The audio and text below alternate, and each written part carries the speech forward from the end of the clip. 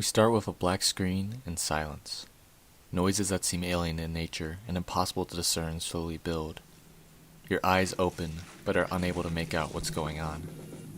This persists for several seconds, before a large silhouette comes forward dominating the screen. It looms over you, and its importance is felt. The option to now choose your name, appearance, gender, all appear on the screen before it fades to black. When your vision returns, water rages around you on what seems to be a ship. Other human-shaped shadows dot your vision before getting tossed about as the powerful waves tear apart the ship. Absolute chaos on this hopeless boat lost at sea. You can slowly move around, which helps to learn the controls while navigating the sinking boat. Making your way to the bow, you'll witness one giant wave rise high above the waters, and the screen goes dark once more. The sound of the ocean, with waves gently moving onto shore, can be heard, and your eyes open once more to see that you're lying on a cold beach. Looking around, there's mountains in the distance, opposite of the water, and what appears to be the wreckage of the ship scattered across the sand. An old man can be seen sitting nearby in a meditative state.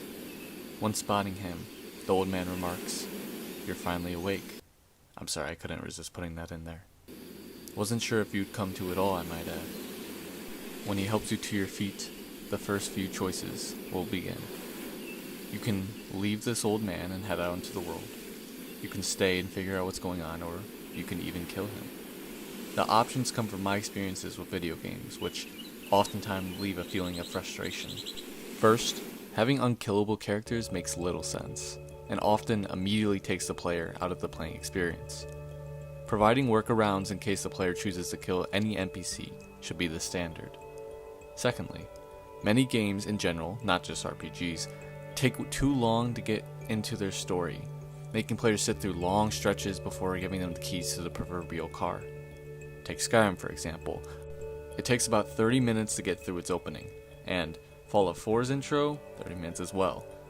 These intros establish lore, character backstories, and many other things. However, with Aetherfall, I think we could take a different approach. An intro that comes in around 3-4 minutes if we're feeling bold. No pressing story that makes the player feel pressured to jump on the main questline's trail, and no knowledge of who the player is or what's going on. In a single word, I want to give the player freedom. However, these choices have to be tested to be done correctly. If too obvious or easy for the player to leave or kill the old man, it can lead to inexperienced players quickly becoming lost, stuck, or confused, which is all recipes for a quick game quit.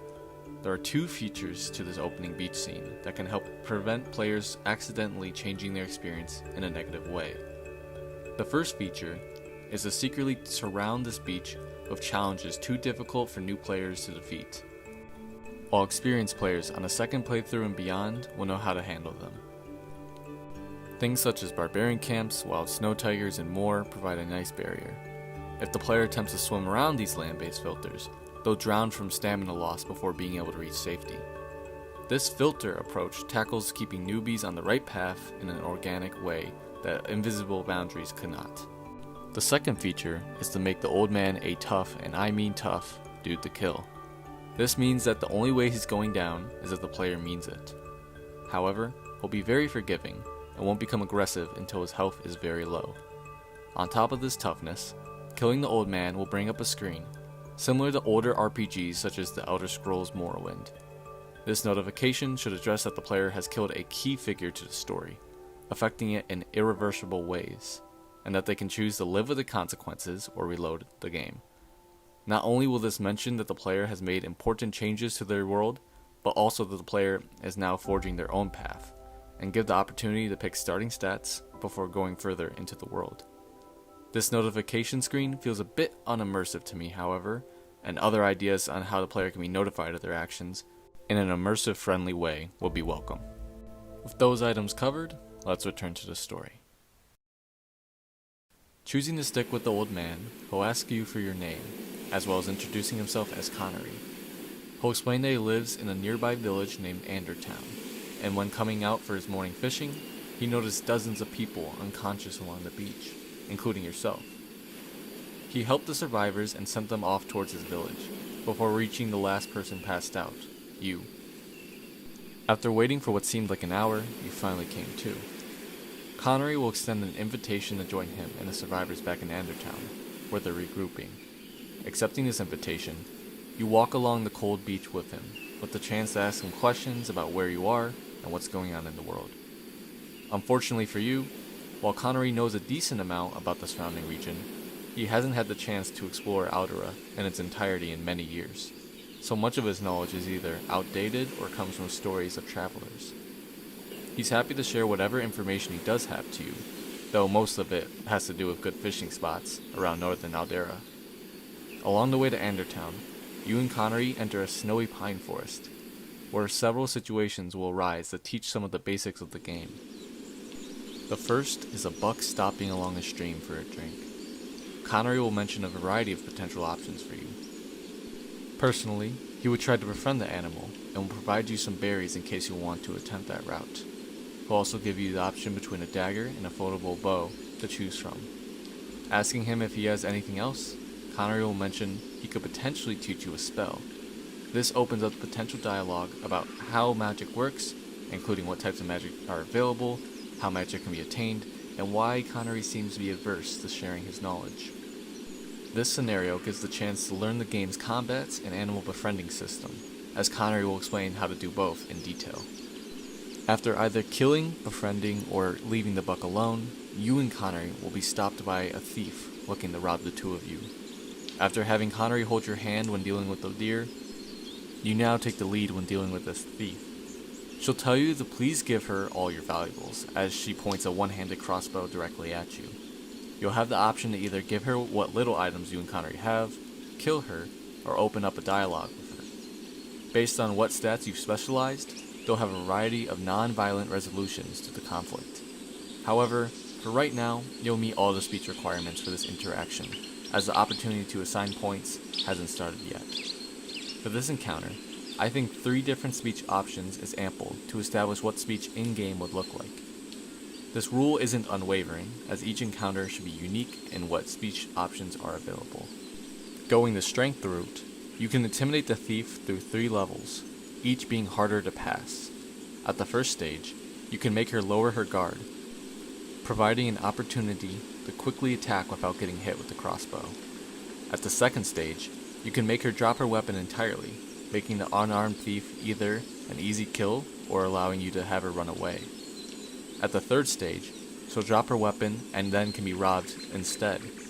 Progressing to the second and third stage, she'll beg for you not to kill her, stating that she has 2 young kids that rely solely on her for survival. Going the charming route, you can flirt with the assailants instead, which, like the strength route, has multiple stages. The first stage makes the thief take off her hooded helmet, lowering her overall armor and providing a window to strike if you so choose. At the second stage, the thief will agree to leave you and Connery alone, and will provide a location for you to come see her later. At the third stage, she'll leave you and Connery alone and come by Andertown later to visit the player.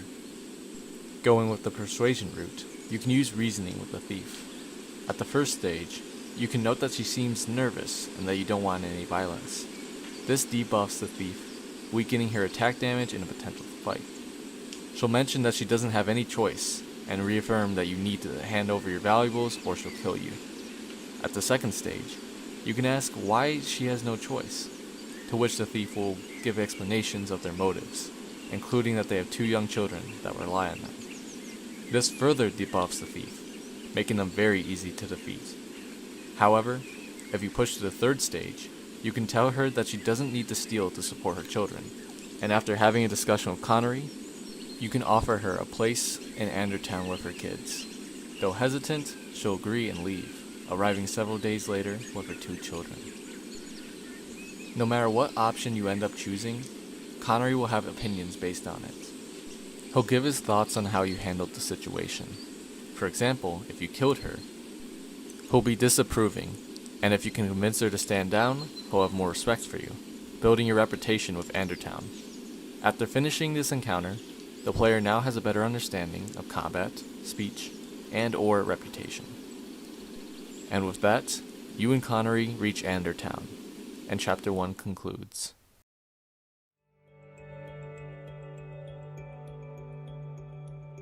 As you and Connery move through the forest, you may begin to see a large structure in the distance.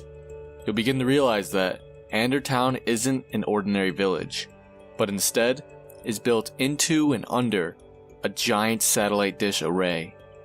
To accompany this view, the music changes, indicating the monumentous sight you're witnessing. I chose for Andertown to have this awe-inspiring atmosphere for several reasons. The first is just that, to inspire awe within the player. Up until this point, there haven't been super stunning moments that show what the game is visually capable of. The second reason is to establish that there is some advanced technology in this game, as up to this point, a first-time player may think Aldera's technology is in the mid-14 or 1500s. The structures instantly give the player a natural target to explore. Asking Connery what he knows about the giant structure, he'll recall that the legends explain how people use the array to speak with the binary old gods, Luceli and Inferberus, two deities who we'll learn about later. You'll notice that the town is bustling upon entering, and seems almost chaotic in nature. With many people moving around and gathering materials, a man and a woman approach you and Connery. The man will ask how you're feeling and introduce himself as Theodore, and the woman next to him is Luna. Theo is a resident of Andertown, and is its unofficial leader, while Luna was a survivor of the shipwreck. The two of them have been coordinating with the residents of Andertown to set up temporary living conditions. The two will ask what you remember from the previous night, if anything, as they're piecing together what everyone's knowledge was of the incident. By either strange or sinister methods, everyone's memory has been effectively wiped, and so no one knows anything that happened, and only has a vague knowledge about themselves.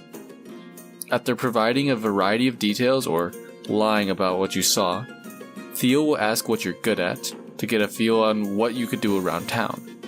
This will be a list of questions to determine what the player's best major and minor skills are, as well as some major and minor weaknesses. For example, a question could be, do you think you're skilled at any crafting materials? To which the player could reply they're good at forgery, good at incantations, or good at chemistry, which are warrior, magic, and rogue traits respectively. You'll also have the opportunity to say you're balanced between the three skills for a jack-of-all-trades approach, or say you're not very good at anything if you want a greater challenge. These questions will continue until the player has fully fleshed out their skills, and as you answer each one, you'll receive comments from both Luna and Theo. Theo comes off as a charismatic yet unsure leader, in his mid-30s. Luna comes off as a more reserved and tactical person, but is still kind and caring. She seems to be in her 40s and is coordinating the medical efforts between everybody. You'll be given the option to either assume control, or let Theo and Luna continue in their roles. As you talk with these two, a large robot named MK will approach Connery, and the two will catch up like old friends. Connery will introduce you to MK, who is a joyful innocence to its personality. Connery will explain how he found the robot many years ago when he was a traveler, and it was torn apart and seemingly derelict. Connery brought the machine back to Andertown and worked on reviving it with his wife. He describes MK as a gentle giant who loves painting. Finishing these introductions, you can now explore Andertown in its entirety, being shown where you can sleep, get drinks, and buy supplies, as well as exploring the satellite dishes themselves. After a bit of time, everyone will meet in the central yard of the main satellite array. The time has come to figure out how to regain everyone's memory. You'll have the option to lead this meeting, or Theo can run it if you so choose. The survivors are scattered to say the least. There's a lot of confusion amongst everyone about what's going on. Andertown residents are unsure about letting these unknowns, as they've taken to calling them, encroach on their land, while the unknowns are generally confused about just about everything. You, Connery, Theo, and Luna will have to work to dispel the tensions before they rise too high. After easing everyone's minds, at least for the time being, Connery will mention that the best course of action may be asking nearby towns if they noticed anything odd from the previous night. Theo will ask for volunteers to head out to these locations. 3 unknowns will volunteer: Aurora, Rex, and Yoni. You'll have the opportunity to either volunteer yourself, or Connery will personally ask you to do so, citing your skills of dealing with the deer and the thief. There's 3 towns to choose from, each about a day away. 2 are along the coast, and 1 is high up in the mountains with a bird's-eye view of the water. Once again, you'll have a choice. Since there are 3 other volunteers and 3 towns to visit, you'll have to decide between which of the 3 you wish to journey with. At a glance, Aurora is an energetic young woman, Rex is a no-nonsense strongman, and Yoni is a reserved, antisocial teenage boy. Besides venturing off to one of the towns, the option to hold off and work around Andertown is available. Whatever you choose, Theo will help you get geared up, including weapons and teaching some basic spells. Once you're ready to head out, you can go off with Aurora, Rex, or Yoni and continue searching for the truth. And with that, Chapter 2 and this video concludes. So, what does everyone think? We've now been introduced to the first marked location within the game, and some of its shops and characters. As usual, make sure to comment if you have any thoughts, any questions, any concerns, and follow to keep up with the channel. This has been Ryan, and I hope to see you all for Chapter 3. Until then, bye for now.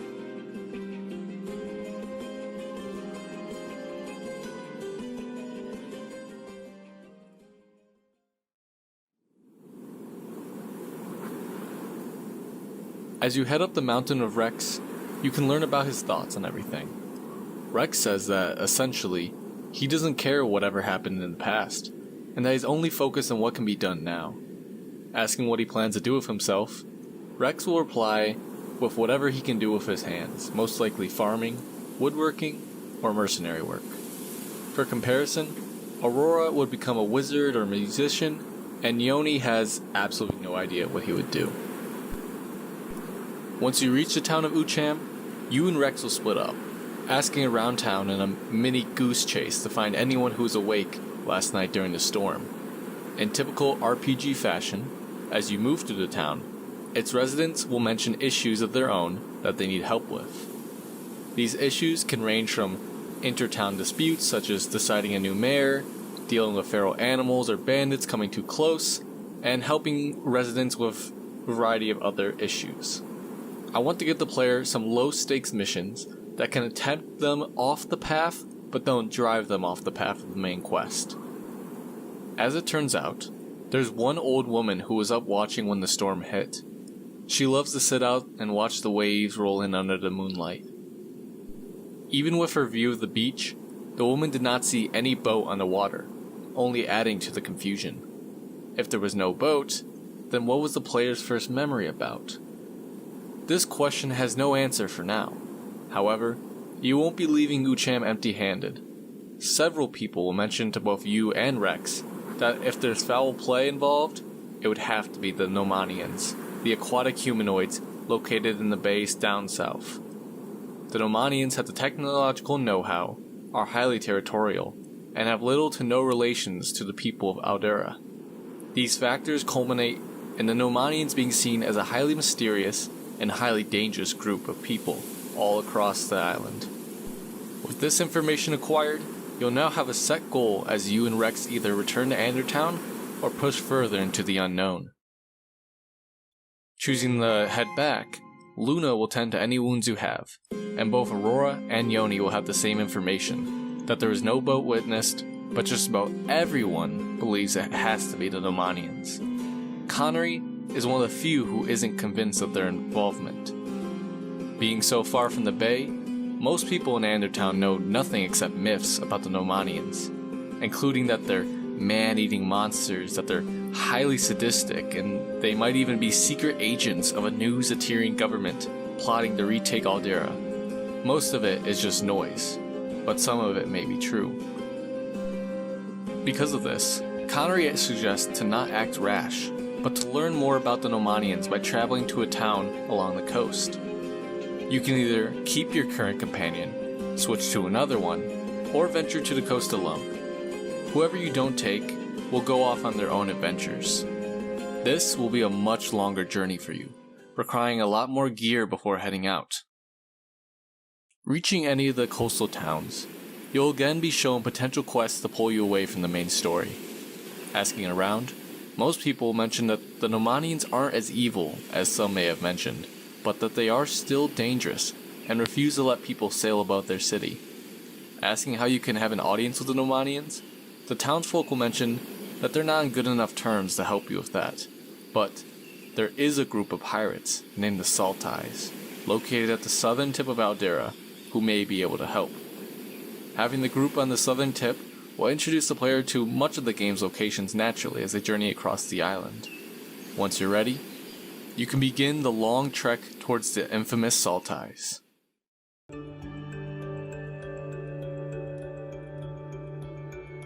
Reaching the center of the island, you'll most likely encounter a group known as the Anti-Aetherian Alliance, or AAA. They'll have a presence in front of the jungle, warding off merchants and explorers from entering the dangerous terrain. AAA will also warn against using magic, warning that it was magic that caused the devastation of the Aetherian War. If the player uses dark magic, AAA will outright ban you from their camps. You can either heed their warnings and walk along a narrow strait at the eastern edge of the island, or ignore them and plunge into the looming jungle. Whatever choice, you'll eventually make it to the south of Aldera, opening up a whole new landscape, one with swampy marshes, beaches, and many jungles. Using the people who call these lands home for help, they'll guide you to the Saltais, as until this point, you'll only have the faintest idea as to where the pirates are located. These Alderians will also warn you of the Saltais' cutthroat nature. Once you reach the southern tip of the island, you won't see an encampment or town, but instead, a giant ship docked by the shore. This ship is home to the Saltais. As you come near, two of its members will meet you, asking what you're doing. One of them will attempt to immediately rob you, only to be stopped by the other. They'll ask what your business is, to which you can reply that you wish to destroy them, join them, or that you wish to gain access to the Nomanians using the Saltais' help. The latter two will have the pirates ask what's in it for them to help you, to which you'll have a ton of different options, based on whatever skills you've accumulated so far. You can flirt with them, bribe them, intimidate, reason, or trick the two guards into letting you on board. If none of these options suit you, the two Saltais can send you off on an errand to either get them drugs, or get a part that the crew needs for their boat. Essentially, there's something for just about every player. Once on board, you can speak with Shinchi, the leader of the Saltais. Side note, in case you didn't know, Shinchi was one of the most infamous and well-known pirates in real-world history. Just a little Easter egg for the players. Chi will tell you that the Saltais managed to deal with the Nomanians, since the pirates don't use the ocean for anything but raiding. She explains that the Nomanians claim dominion over everything under the water, and as such, refuse to let any activities take place there. The Nomanians also require a tax to be paid in exchange for safe passage. Since the pirates are the only ones with the resources to pay this tax, they're the only ones able to sail. However, despite this arrangement, Chi isn't satisfied. She'll agree to help you gain access to the Nomanians, if you're willing to acquire the necessary parts to help the Saltais upgrade to an airship, thus freeing them from the deal with the Nomanians. Unfortunately, Chi is a master negotiator, and won't let you persuade her with speech into helping you for free.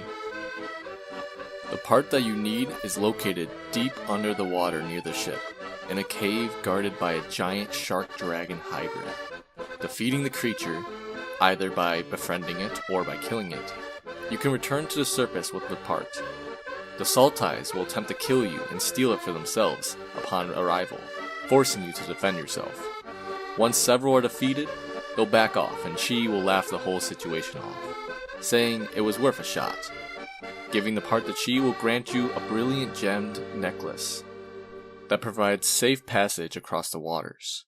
Before giving Chi the part, if you're skilled in foraging, you can sabotage it, causing it to destroy the ship and freeing the coast from Saltai raids. On the other hand, choosing to end on good terms with the Saltais, they'll provide you with your very own ship to sail the sea. With the amulet in hand, or on your neck I suppose, you can now sail out to the city of Nomani. Once stopped by its guards, you can show them the gem and explain your purpose, that you seek an audience with the Nomanians regarding the fate of the unknowns.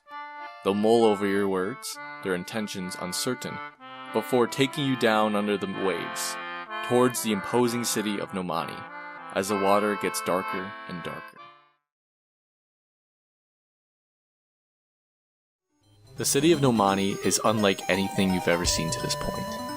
Andertown and just about every other town in the game is little more than people scraping by together, truly surviving in a war-torn land. Nomani, on the other hand, is a gorgeous paradise of a city, with thriving districts and seafolk people swimming back and forth like an underwater New York. To keep you from dying under the high pressure, the Nomanian guards have placed spells that help you move and breathe under the waters. When under the water, speech is unavailable, so instead only sign language is used, which you unfortunately haven't learned yet. The city is a hybrid between underwater and air-pocketed sections. While it looks ripe for exploration, straying from the two accompanying guards too far obviously leads to them and every other guard hunting you down without hesitation. The guards will lead you to a large ornate palace, which is home to the Nomanian High Council. You'll be introduced to the council members, including the Grand Matriarch. Her full name is Makahine o na Hewewe, but you have permission to call her Makua. Makua appears to have great command over the High Council, and quells much potential infighting of the members. She and the others will ask you plenty of questions, to which you can answer in a variety of ways, including lying and insulting them as options. You can explain that you come from a group of people known as the Unknowns, who washed up on the northern coast of Aldera with no memory. After listening to your statement, the council will bring up a surprising detail. They had scouts in the area the night of the incident, who reported that they saw multiple pod-like objects shoot towards the shore, disintegrating to show humans inside. The scouts were indicated to hold off from interacting with these pods. This piece of information is huge. It points to something bigger at play involving the unknowns. Going off this, the Nomanians wish to examine your brain, to try and understand a scientific level where your memories have gone. Agreeing to go with them to the medical facilities, Makua will personally oversee the procedure. As the scientists work, they'll mention that you are very healthy physically, and will remark on your attributes based on your stats. For example, if you're a powerful melee user who wields great swords and struts heavy armor, they'll praise your physical strength. And if you're a wizard, they'll mention your natural attunement to magic. After going over basic diagnostics, the team of scientists will mention something very troubling located within your brain. It appears that there's a magical hex made of dark magic placed around your brain. It appears to be what's hindering you from accessing older memories. They also hypothesize that this hex seems to be attached to both your vision and hearing sections of the brain, though they aren't quite sure what this means just yet.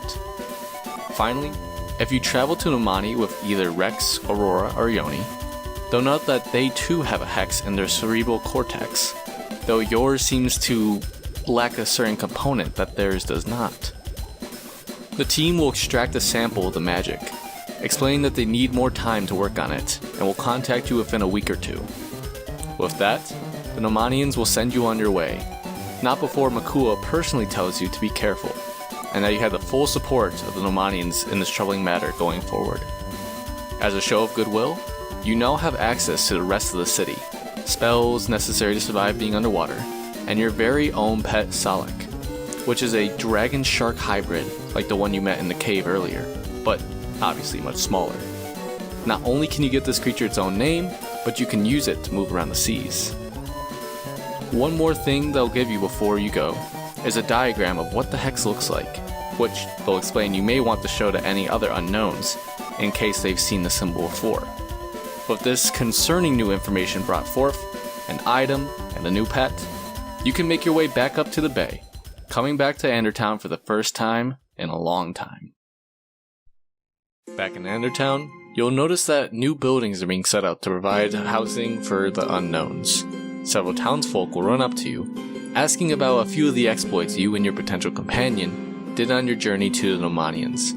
They'll also mention that a few of the unknowns have left to go out on their own in the world. Luna and Theo will run to meet you, looking to be caught up on everything that's happened. You can explain that there seems to be a magical hex placed on your brain, and either show a diagram given to you by the Nomanians, describe it from memory if you dropped it, or say you dropped it and forgot what it looked like, which can change the direction of the story if done. Going with either of the first two options will cause Luna to spring into action. She'll say that she recognizes the symbol and has run into these hexes while making progress in understanding what caused the amnesia. Having the hex tangibly mapped out may allow her to decipher the inscriptions and understand who placed them. She'll ask to operate on one of the unknowns, using the diagram to help her during the operation. She won't waste time, and Theo, you, and your companion will enter the operation room with her, as the residents will wait outside with bated breath. Beginning the procedure, Luna will take notes as she works. She'll explain that the energy appears to be dark energy, and it seems to be synced with both the ears and eyes. Both observations made by the Nomanians. Theo will ask what this means, to which Luna will respond that it means whoever placed the hex is capable of both hearing and seeing everything the unknowns are doing. Theo will ask who you think is capable of doing such magic within the region, to which you can provide a number of answers. Luna will chime in that she may be able to determine who placed the hex, but will need to continue working. After several minutes, Luna will get closer and closer to uncovering something big. She'll mention as much. Eventually, she'll exclaim that she figured out who placed the hex, and she may have an answer as to why. After saying this, she'll freeze in terror. There's panic and confusion. Theo will attempt to save Luna, or ask the player if you have a high enough magic level to heal her, but neither will be able to revive her. Luna is dead. Her lifeless body crumbled on the floor, with Theo weeping over it.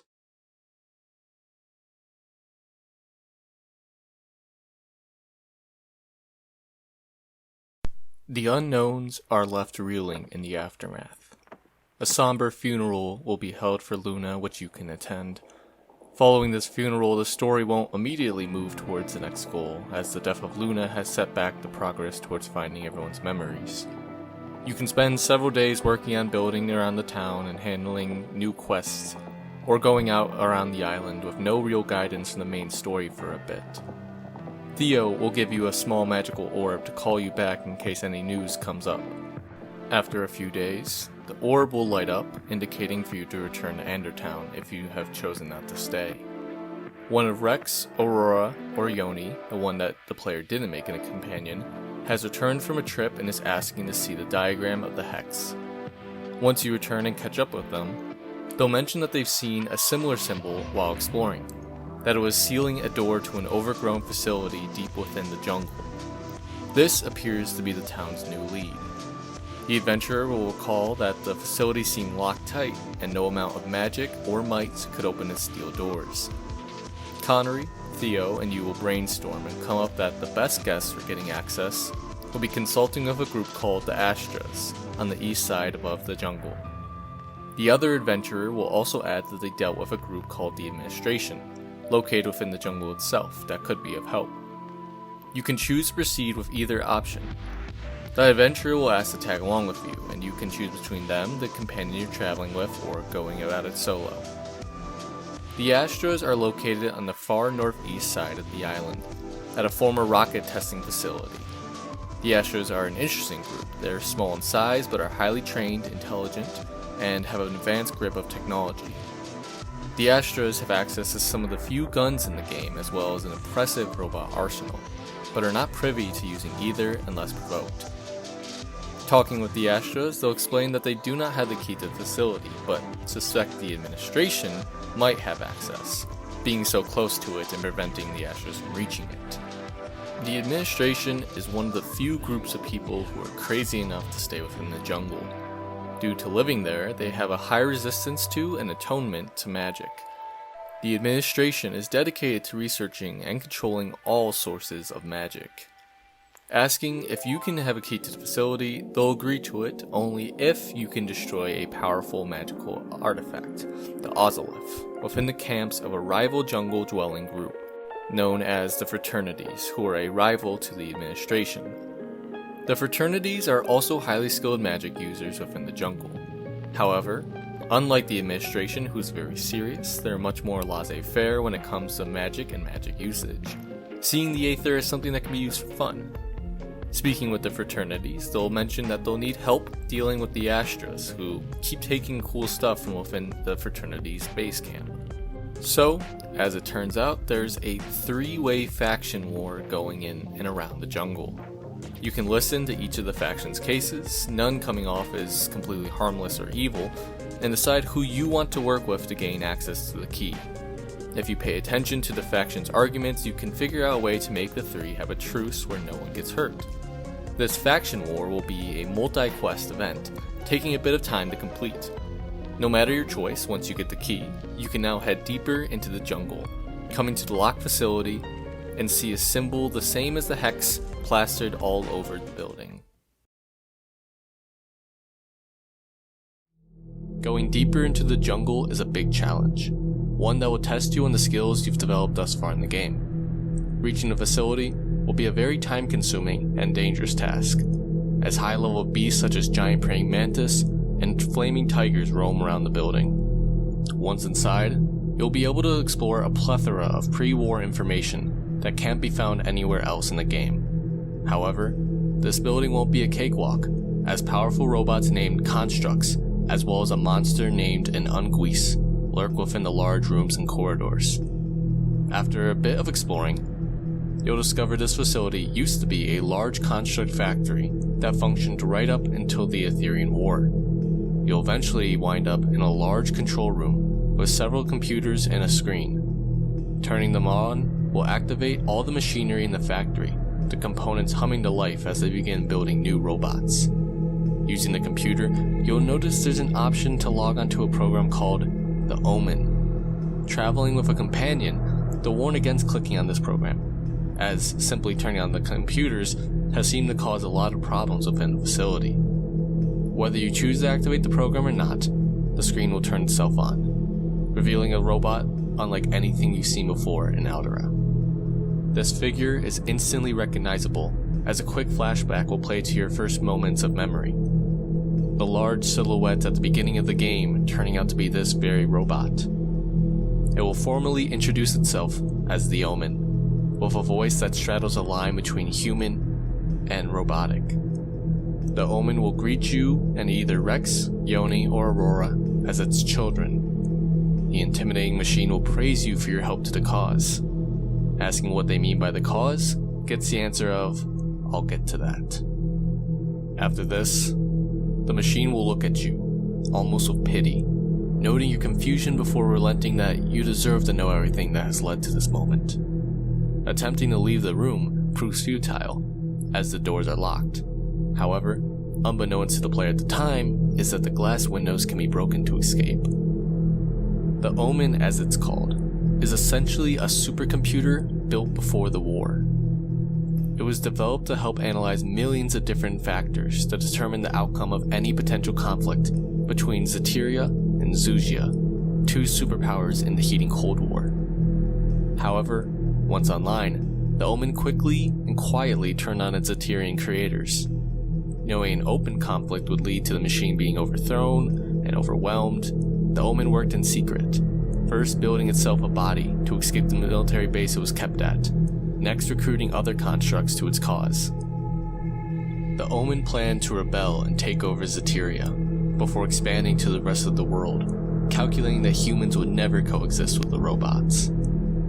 The rebellion quickly grew in size, first capturing small strategic military points, before eventually entire cities fell to them. Zeterian's government did the unthinkable, looking to save itself at the expense of its people. Zeteria chose to fire upon its own country with the super weapons it had built for the war against Zuzia, rather than let the constructs take over. In the aftermath of the war, the history of this conflict changed to indicate that it was Yuzia that destroyed the country. Launching the superweapon wiped out many of the robots, and slowed down the advancing construct revolution, as the intense amount of magical radiation forced the Aether-powered machines to either hide away or shut down completely. However, it did not stop them, as hundreds of years after the war, the constructs are growing once more as the radiation decays.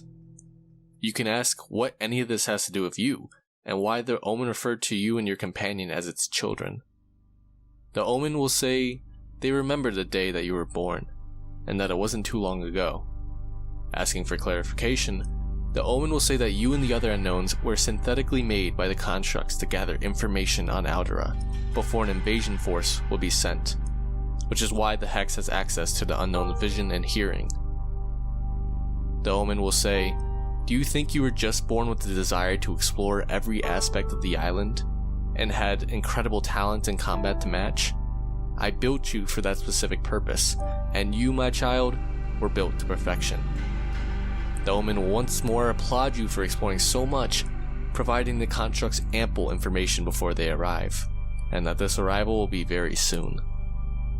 The construct will say, it is ironic, isn't it?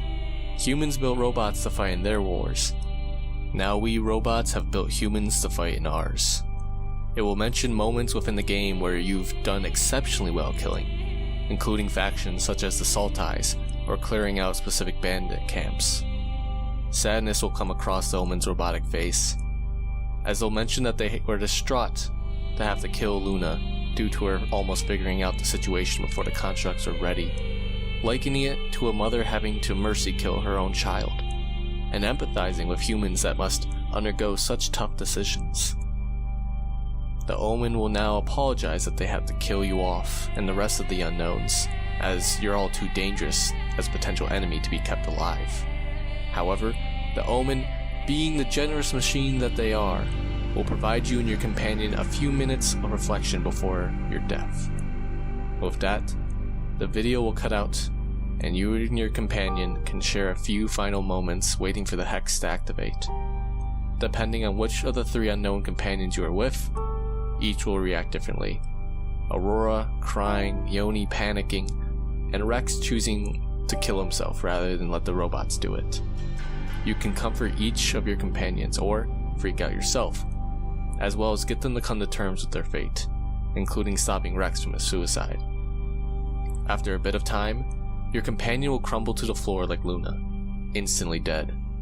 You, however, will still be alive. You'll be prompted to leave the facility, as the constructs within will move to eliminate you in a hectic chase. As you escape, you can choose to rig it to explode, which will help against the constructs in the coming invasion, or choose to leave it intact. Out of the factory, you'll be prompted to quickly return to Andertown to see if any other unknowns are still alive. As you race back home, it quickly becomes apparent you're too late to save the others, and Andertown is desolate. Connery and Theo will approach you solemnly and ask what happened when you were in the jungle and where your companion is. After explaining the impending doom of the situation to them, they'll relay that it makes sense why a Nomanian came to deliver a magical antidote, which Connery will hand to you. Connery explains that after working on the Hex, the Nomani scientists figured out a cure that could have been given to the unknowns to remove it, though this antidote came too late to save the unknowns. Connery will also bring up that the Nomanian mentioned that your Hex appeared to be defective, which could explain why you weren't killed. You can use the antidote on yourself to free yourself of the spying. Asking Connery what comes next, he'll pause and sigh, and tell you, it appears a war is coming, and we're woefully underprepared for it.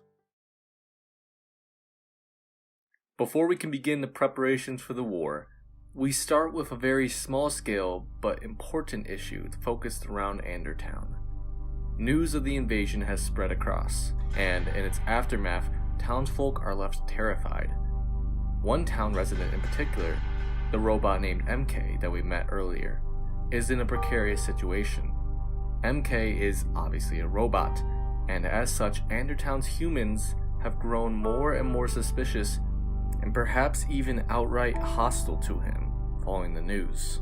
This hostility will grow from passing comments to hushed conversations to more and more aggressive remarks. As tensions rise and begin to boil over, Theo, as town leader, will make a statement condemning this behavior towards MK, who has been a beneficial resident for years. Many residents aren't convinced and worry that MK might be either a spy for the Omen or have its controls overridden to be used as a weapon. Connery assures that there's no way that either of these outcomes are true, that he's seen the inner workings of MK, and that these are baseless claims and aren't possible. If MK had a face that could convey emotion, it'd show a lot of confusion and misery, as the robot simply can't understand why his friends and adopted family, the people he's known his whole life, are turning on him. Things boil over, leading to one night a mob of residents coming to execute MK to ensure the safety of the town. Whether sleeping or out and about, Connery will come to get you, pleading that you have to talk to the crowd before it's too late. Theo already attempted to stop them but was pushed down and tied up. Going out to meet them, you're all that stands between them and MK. How this interaction goes depends entirely on you. You can agree with the mob and kill MK, which can lead to you being the leader of this new town order and casting out Theo and Connery as traitors, making them understandably hate you forever. You can kill the head of the mob, which stops them from executing MK, but also has you exiled from Andertown. Using speech can lead to 4 different options, 2 successful and 2 unsuccessful. Starting with the most successful option, each one requires a lower speech skill to complete. The first option is you being able to persuade the mob right there to drop their weapons and understand that MK is not a threat to them or anyone else. The next 2 options have you unable to fully convince the mob, leading to a trial for MK at the town hall the next day. You can either be successful or unsuccessful in this trial, leading to MK being deemed safe or convicted as a spy or threat. The final option is a critical failure, meaning no trial and the mob kills MK right then and there. Unfortunately, if things get to a trial and even though you're successful, MK will choose to self-exile rather than stay in a town that doesn't want him. And if you're unsuccessful in the trial, MK will attempt to run and hide, but will be hunted down and killed. After a bit of time to allow you to go off on your own adventures, a Nomanian scout will contact you, detailing that they spotted multiple warships, unlike anything they've ever seen before coming from the Northern Sea, confirming that the Omen's threats were not empty. Estimates put the warships arriving on the northern shore in about a week, triggering an in-game countdown for the player. This scout will leave mentioning that the Nomani's tech division has been working on some new ideas that you might be interested in. Arriving in Nomani, you can catch up with Queen Makua and any other friends you've made in the city. She'll offer her condolences for your loss of the other unknowns. Your first time in Nomani, she's very cordial, not willing to share much about herself or her city. However, having seen your perseverance and knowing you've dealt with a great loss of your people, she seems to have opened up much more. She'll describe much of her life, both before and during her reign, including detailing how she lost her husband, King Kane Oke Kai.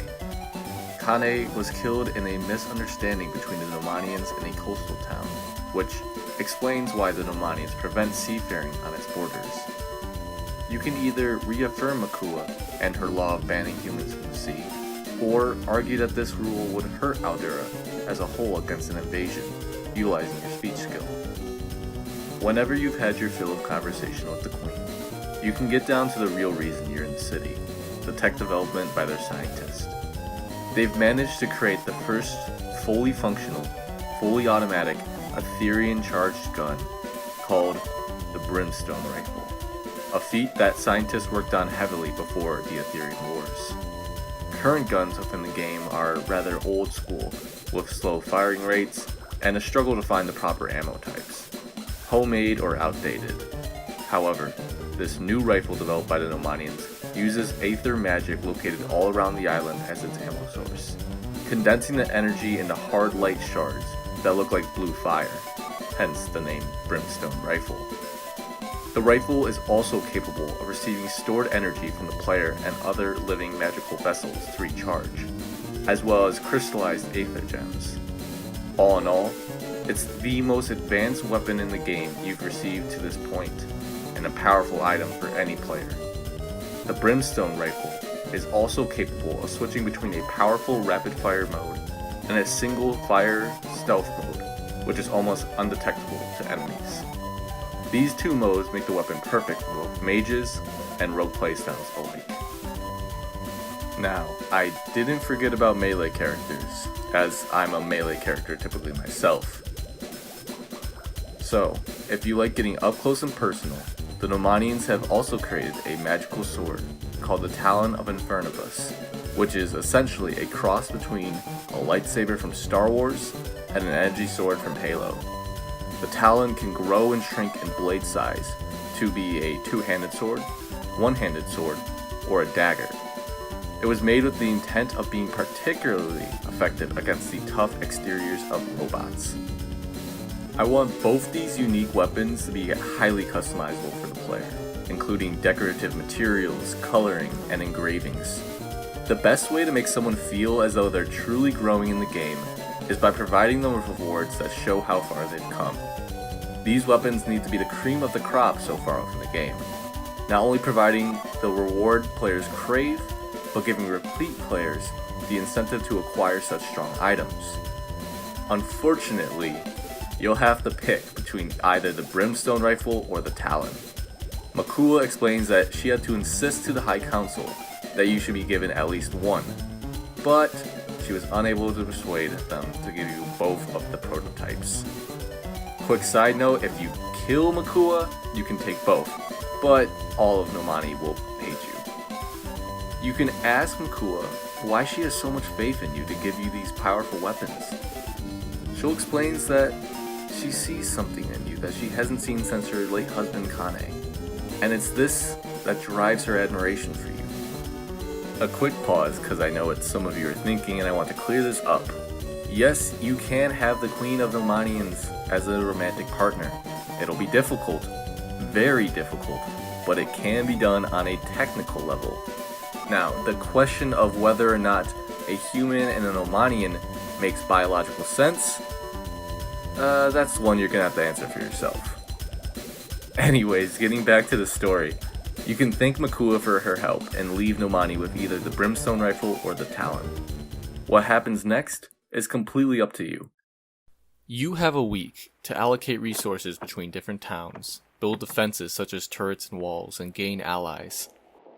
This means going back to many of the factions you met throughout the game. This recruitment tour works great for several reasons. It shows you how factions have changed, such as the Sultais dealing with a mutiny, or the Astros having a breakthrough in their science project, making the game world feel as though it's moving forward and isn't just waiting patiently for the player to interact with it. Meeting these factions also brings you back to the particular violent decisions you've made. Say you decide to butcher both the administration and the Astros to help the fraternities. You'll have to go back to the scene of your crimes and know you just hurt Aldora's chances of winning the war. Finally, I want each successful visit to these factions to provide you with a unique gift. Nothing game-breaking, but little things like teaching you a new spell technique or new customizations for weapons and armors. Once you've forged and strengthened your alliances and reached the end of the week, you can go back to the shores where you first came down to. Off the coast, it's the construct flagship known as the World's Anchor, sitting atop the waves ominously.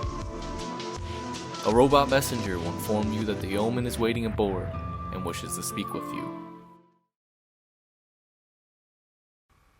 Following the message that the Omen wants to personally talk to you, you have a few options for how you want to play this. You can choose to kill this robot messenger right then and there, on the beach, immediately starting the war.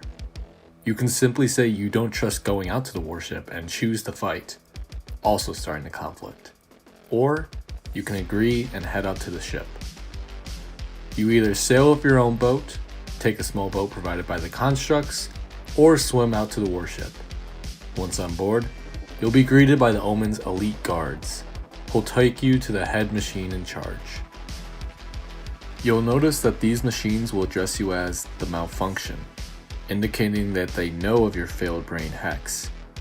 Moving through the warship, you'll see it's jam-packed with a variety of robots and war machines, waiting to be unleashed on Aldera.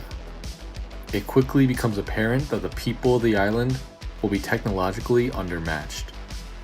Once in the Omen's chamber, you'll be standing face to face with your creator for the very first time. A quick side note, I want the Omen to have a brilliant display of colors, including vibrant reds, golds, and silvers, making it abundantly clear that the Omen has taken the time to elaborately decorate its metallic body. If there's one thing I think we're all tired of in media, it's villains that look like they have no flavor or soul, simply being gray canvases. Once in the room, you can immediately attack and destroy the Omen along with all its guards. However, this action is mostly inconsequential, as the screen will turn on showing the Omen is alive and well. The issue with attempting to eliminate the Omen is similar to the Avengers Age of Ultron, if any of you have seen or read the comics. The Omen is not a machine, but a computer program. Thus, attempting to destroy one of its bodies does nothing to affect it overall, as it can just build more.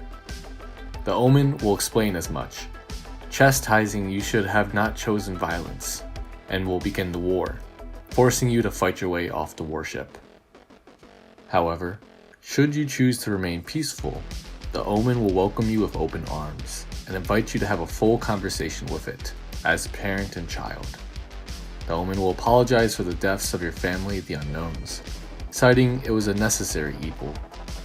You can talk about your failed hex, which essentially saved their life, asking whether this malfunction was intentional or by accident, to which the robot will simply reply, whichever of those two brings you more comfort, and that it doesn't matter anymore. During this conversation, you'll have 3 different dialogue routes to choose from. You can be openly hostile and distrusting of the Omen, which eventually leads to the conversation ending, and you being asked to leave the warship, once again starting the war. There's the route of negotiation, where you can try to work a deal that leads to a peaceful transfer of power between Aldera's residents and the robots. However, these negotiations will be cut short, as news will break that multiple towns have begun fighting the warships located along the northern coast. Following the news, the Omen will see that you're willing to reason with the machines, and offer you a position within the Construct army, which you can either accept or deny. If you deny this offer, you'll be escorted off the ship, and the war will begin once you return to shore. That leaves the last option, one you can pick that completely changes the course of the game, and leads to a different ending should you choose to stick with it. If at any point in the conversation you ask to join the Omen and its army, or the invitation is extended to you, you can switch sides right then and there, and proceed through the rest of the game as a member of the robot army. Choosing to stick with the humans and return back to beach, you can inform your allies that skirmishes have broken out across the northern coast, and to prepare for a fight. Before the battle begins, you can have the opportunity to give your troops one final speech to fire them up. This will buff your allies depending on how high your speech skill is and what speech options you pick. With your troops rallied and ready to go on your order, you now must wait, anticipating the first strike of the Omen. It's quite obvious that you and the others are technologically outmatched by the robots. Despite this, the Alderians are ready for the fight. The battle opens with a bombardment from the Construct's warships, which can be shut down using magical barriers. After the bombardment stops, the Constructs will release their armies over the water, where you'll have to pick them off on boats or in the sky as they approach. During this D-Day-esque beach battle, you can choose between either not participating if you're a pacifist, being on the front lines, or doing covert missions such as assassinating commanders and sneaking onto their battleships for sabotage. Connery will attend to any wounded, MK will be fighting on the front lines, and Theo will do his best at range. Depending on who is brought to the battle, certain NPCs can potentially die in this fight. Regarding the results of the battle, if you're victorious, you push the constructs back onto their ships. However, the constructs appear to be sore losers, and will launch several artillery batteries at anyone still on the beach, killing and offending Aldarians, potentially killing or injuring you as well. If you start to lose the battle, the constructs will grow in strength based on the ratio of remaining constructs to Aldarians. If you don't get killed, you'll eventually be knocked out, dragged away to a safe distance a bit away from Andertown if you do not retreat. This mechanic of losing battles will be continued for all remaining battles and prevents the player from essentially being able to solo the entire army of robots.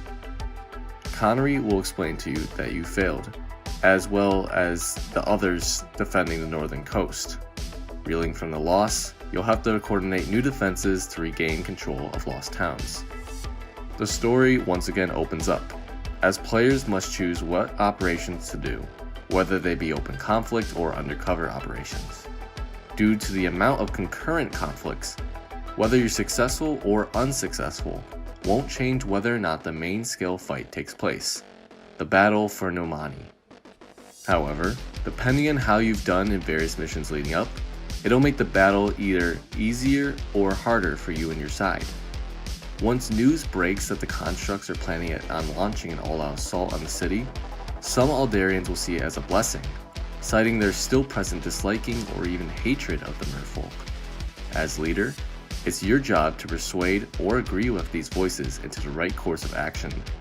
Through your persuasion, you'll increase the size of your fighting force for the battle. The Battle of Nomani decides whether or not the player will either be taking the fight to the constructs to end the war, or lose the battle and be fighting in secret in an Aldera occupied by robots. Nomani is critical to both sides, controlling the calm western seas and being home to many advanced pieces of technology. As you prepare for this monumentous battle, the Nomanians will provide you with one last gift: the unique, one-of-a-kind Aetherian Armor. It's one of 3 super weapon armors made by Zeteria before the war, and allows you to not only have boosted magical capabilities, but also take to the skies in flight.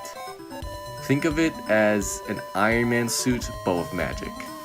Along with this armor, they'll provide you with a ship that you can stock up supplies and allies for the battle. Speaking with Makua, the queen of the Nomanians, she'll explain that the city is panicking. Never in the history of this underwater kingdom have they been the source of such grave conflict. Makua finds herself unsure in her role as queen, to which you as the player can encourage her to take several different approaches, either insulting her, being positive, or being neutral about her role. Many similar interactions will take place prior to the fight, as just about every major faction will be sending forces to protect the city of Nomani. Once the time comes, you can give one final speech to all the allies you've made, your army sitting atop the waves, waiting for the coming storm. The time before the fight begins is suspense-filled.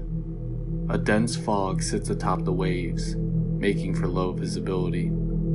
Despite this, you sit on the water in your ship, the silhouettes of all the forces you've gathered on their own naval vessels.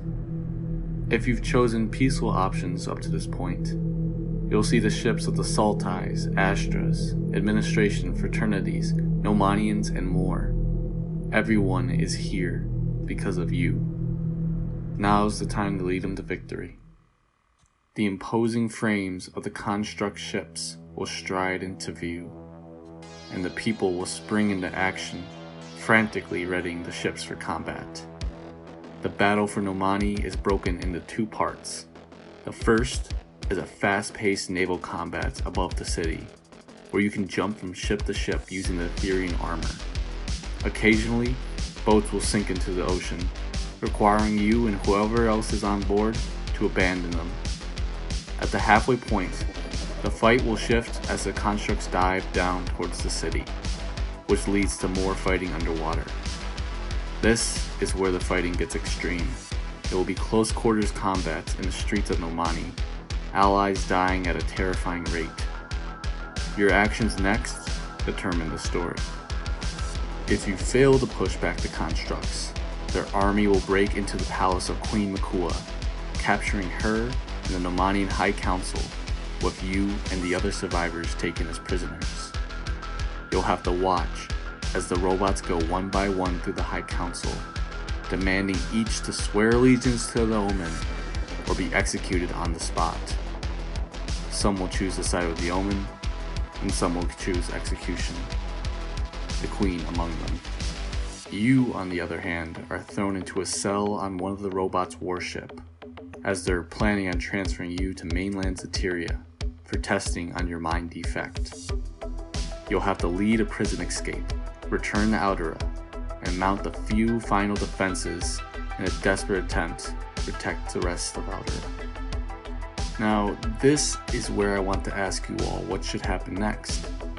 If the player were to lose the final fights, should the mission simply repeat until you're successful? Or should the constructs take over the island, leaving you as an outlaw? Let me know what you all think down in the comments. On the flip side, if the player wins the battle for Nomani, they can begin reclaiming northern territories taken by the constructs, with the final conflict there being on the main warship. Once this ship is destroyed, the constructs will fully retreat from the island. Before its destruction, the player can talk to the Omen one last time. It appears I underestimated you and what you are capable of. Malfunction. Or perhaps I have overestimated what I and my army were capable of. It makes no difference now.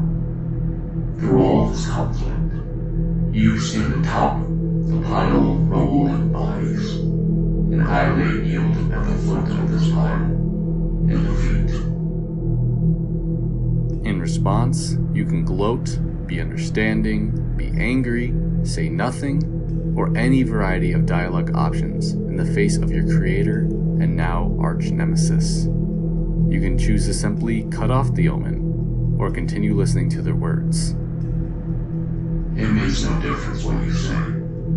Your words are inconsequential, but your actions are not. Aldera is now an independent nation under your control, and perhaps that is for the best. With this said, I'll leave you to your country. Bye for now. You can leave there, with the Omen trapped on the doomed ship, or cut it down where it stands. This ends the standard ending of the game, with you watching the giant warship explode from Andertown. Following its destruction, you can stand before your surviving allies, declaring yourself as a leader of Aldera, or having your allies choose to anoint you as such, or decline the position in favor of Theo or other characters. No matter what, you'll be seen as a hero for the entire island for the rest of the game. For the post-game, you can rebuild the war-torn island, establish trade, and actually do things a leader of the island would do. Finally, you can return to Andertown and sit at the bedside of your old friend Connery. MK and Theo will be there as well, the town as a whole healing from the MK dilemma of the past. Connery has fallen ill and has become bedridden.